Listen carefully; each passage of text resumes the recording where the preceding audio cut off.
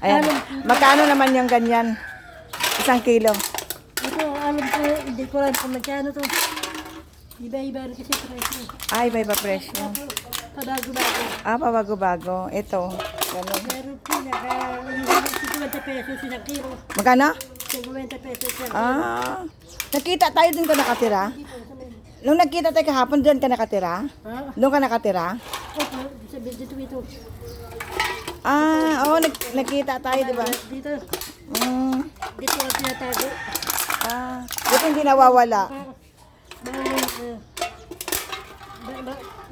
Yan ang hanap buhay nila, Ibebenta nila para may pagkain sila sa isang araw.